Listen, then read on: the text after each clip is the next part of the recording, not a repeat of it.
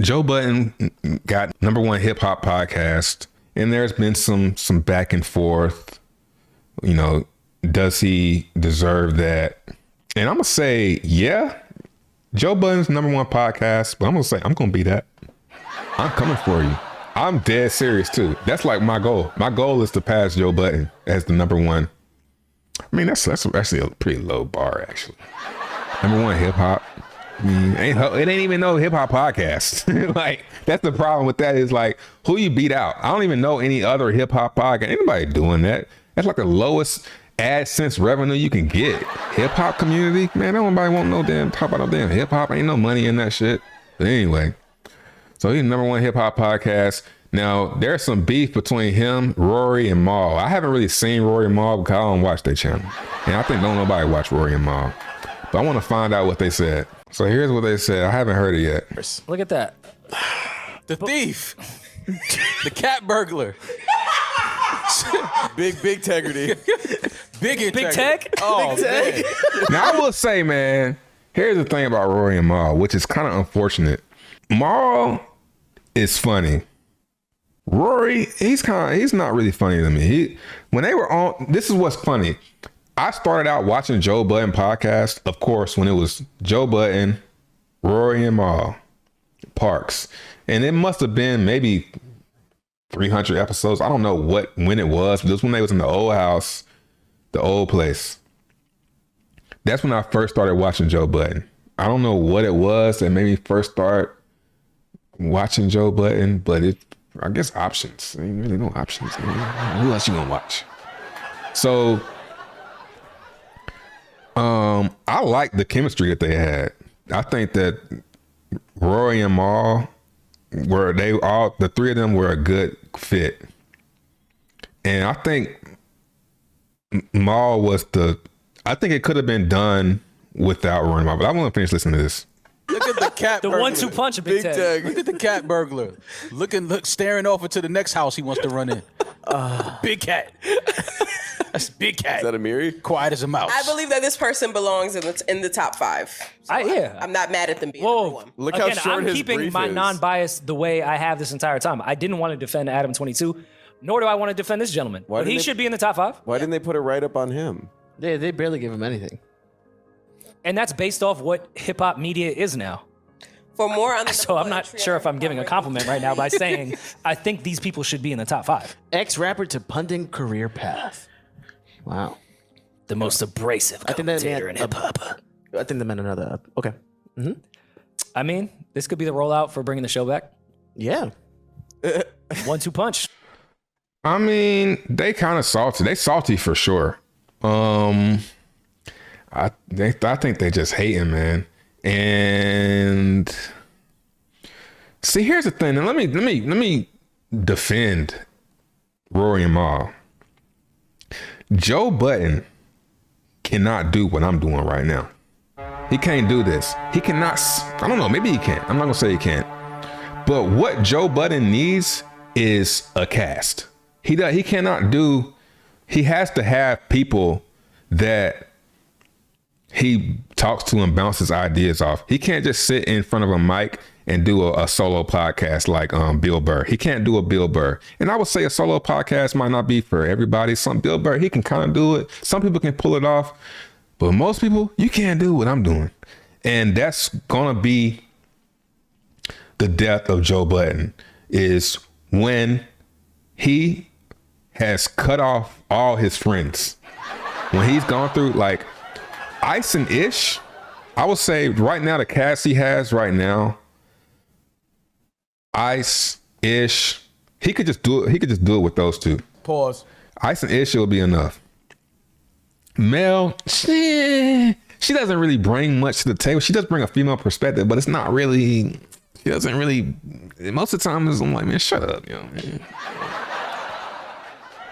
And then the other dude, I can't even think of his name. The one that always pop shit, man. I'm motherfucking that dude. He's like, he's not needed either.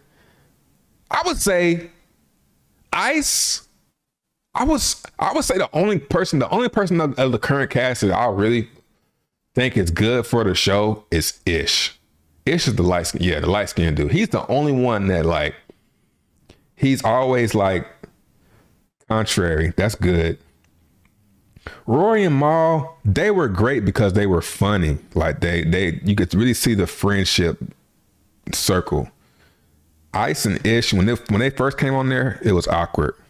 But now they're starting to we starting to learn who they are, and it's getting good. But if something go down with them, and Joe Budden has to go in the pocket again and pull out some new friends again, it's gonna be harder and harder for him to keep on finding people to come on the show who gonna be like, all right, you ain't gonna fuck me over. It's gonna be harder and harder, man. He's gonna end up running out of people.